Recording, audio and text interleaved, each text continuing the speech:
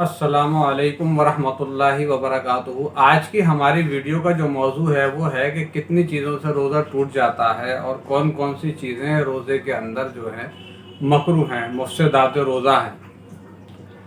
बिस्मिल्लाहिर्रहमानिर्रहीम। सबसे पहले मकरूहात की तरफ चलते हैं। रोज़े में गाली बकना, इससे रोज़ा मकरूह हो जाता है। रोज़े के अंदर किसी खाने पीने की चीज़ की या किसी और खुशबूदार चीज़ की खुशबू को सूंघना, इससे भी रोज़ा मकरूह हो जाता है। तीसरी चीज़ ये कि रोज़े की हालत में ग़ीबत करना, चुगलखोरी करना, इससे भी रोज़ा मकरूह हो जाता है। इस चीज़ से बचें। और रोज़े की हालत में झूठ बोलना, इससे भी रोज़ा झूठ बोलने से मकरूह हो जाता है। अब रोज़ा कितनी चीज़ों से टूटता है, अब उनकी तरफ ज़रा चलते हैं और इसमें ये भी जानेंगे कि वो कौन सी चीज़ें हैं जिनके करने से सिर्फ रोज़े की क़ज़ा लाजिम होती है, कफ़ारा लाजिम नहीं आता, और वो कौन सी चीज़ें हैं जिनके करने से रोज़े की क़ज़ा भी लाजिम होती है और रोज़े का कफ़ारा भी देना पड़ता है। तो जो चीज़ें हैं जिनसे रोज़े की सिर्फ क़ज़ा लाजिम आती है वो ये है कि किसी ने अपनी शहवत को अपने हाथ से पूरा किया रोज़े की हालत में, तो उसका रोज़ा टूट जाएगा और उसे उस रोज़े के बदले में सिर्फ एक रोज़ा रखना पड़ेगा, यानी रोज़े की क़ज़ा करनी होगी, उस पर कफ़ारा लाजिम नहीं होगा। दूसरा ये कि वो ये सोचकर खाता पीता रहा कि अभी सहरी का वक्त है और सहरी का वक्त ख़त्म हो चुका था, यानी कि तुलुए फ़ज्र हो चुकी थी, और उस ये ख्याल से वो सहरी करता रहा, तो उसका रोज़ा नहीं होगा। और अगर रोज़ा की नियत उसने कर ली तो उसका रोज़ा टूट जाएगा और उसको उसके बदले में रोज़े की क़ज़ा रखनी होगी। तीसरी चीज़ ये है कि अफ्तार के वक्त उसने ये ख्याल किया कि आफ़ताब ग़ुरूब हो चुका है और इस वजह से उसने खाना पीना शुरू कर दिया, अफ्तार शुरू कर दिया, तो उसको बाद में मालूम हुआ कि अभी तो ग़ुरूब आफ़ताब नहीं हुआ, यानी अफ्तार का वक्त नहीं हुआ, तो उसका रोज़ा टूट गया। अब उसको उस रोज़े के बदले में एक रोज़े की क़ज़ा रखनी होगी। अब वो चीज़ जिससे रोज़े की क़ज़ा और कफ़ारा दोनों लाजिम आती है वो है कि अपनी बीवी से हम बिस्तरी कर लेना रोज़े की हालत में। तो इससे जिस शख्स ने अपनी बीवी से हम बिस्तरी की है तो उस पर रोज़े की क़ज़ा और कफ़ारा दोनों लाजिम आएंगे। कफ़ारा ये होता है कि उसे उस रोज़े के तोड़ने के बदले में 60 रोज़े रखने होंगे या फिर 60 मिस्कीनों को खाना खिलाना होगा, ये इसका कफ़ारा होगा। और उस रोज़े के जो उसने उस दिन का तोड़ा है उसकी क़ज़ा भी अलग से रखनी होगी।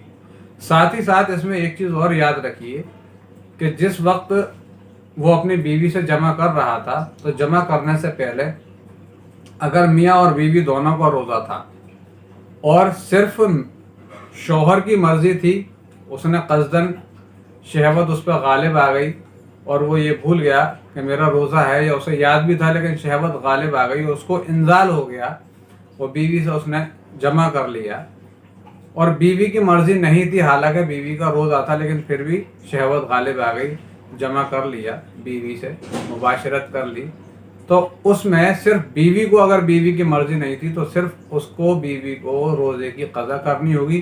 क्योंकि शौहर की मर्ज़ी थी, उसने शहवत गालिब आई, क़स्दन करके अपना भी तोड़ा रोज़ा और बीवी का भी तोड़वाया, तो इसलिए उसको रोज़े की क़ज़ा और कफ़ारा दोनों देने पड़ेंगे। और अगर शौहर बीवी दोनों की मर्ज़ी थी तो दोनों को रोज़े की क़ज़ा और कफ़ारा भी देने होंगे।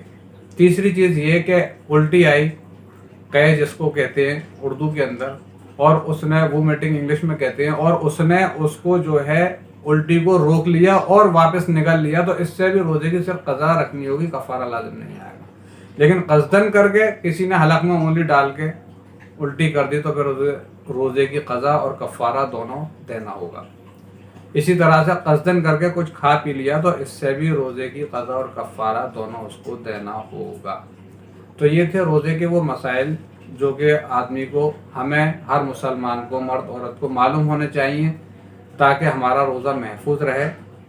और वो चीज़ें जिनसे रोज़ा नहीं टूटता اور ایک چیز اور میں آپ کو بتاتا چلوں کہ اگر کسی کے منہ میں دانتوں میں سے خون نکل ہی آیا اور وہ خون تھوک پر غالب تھا اور اس شخص نے اس خون کو نکل لیا تو اس کا بھی روزہ ٹوٹ گیا اور اس کو اس کے بدلے میں روزے کی صرف قضا رکھنی ہوگی، کفارہ نہیں دینا ہوگا۔ اس بات کا بھی خیال رکھیں کہ اگر منہ میں تھوک آئے تو اس کو جو ہے تھوک دے اور نکلے نہ۔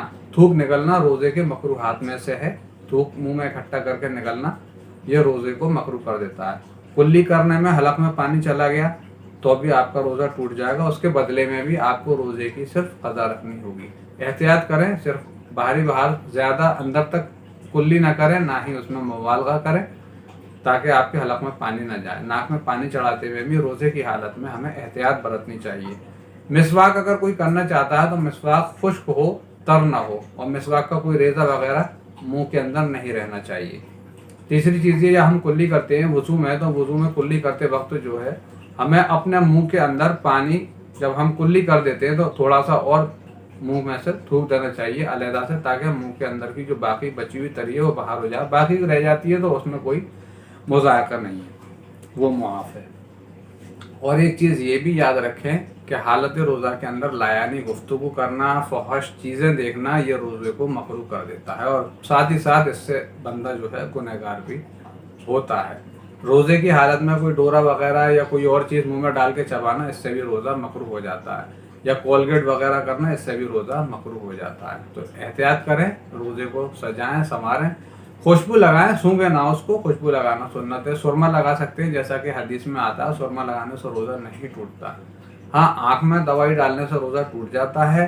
کان کا پردہ سلامت ہے تو آپ کا روزہ نہیں ٹوٹے گا، یا وہ انجیکشن جسے ڈاکٹر یا حکیم یہ بتائے کہ اس کے لگانے سے اس کی دوا ہمارے معدے میں پہنچ جائے گی تو اس سے روزہ ہمارا ٹوٹ جائے گا، یا کوئی ایسی چیز ہم نے باہر سے جسم کے اندر انٹری کرائی جو ہمارے معدے میں جائے اور طاقت کے لیے ہو، اس سے بھی ہمارا روزہ ٹوٹ جائے گا، یا ایسا اسپرے جو ہم نے اپنی ناک کے اندر لیا اور وہ جب ناک کے اندر جائے گا تو ظاہر سی بات ہے وہ حلق میں جائے گا تو اس سے بھی روزہ ٹوٹ جائے گا، یا جو استھما کے مریض ہوتے ہیں وہ پمپ کرتے ہیں تو اس سے بھی دوا حلق کے اندر پیٹ میں چلی جاتی ہے تو اس سے بھی ہمارا روزہ ٹوٹ جائے گا۔ تو ان باتوں کا روزے میں خیال رکھیں اور ساتھ ہی ساتھ ساری چیزوں میں احتیاط برتیں۔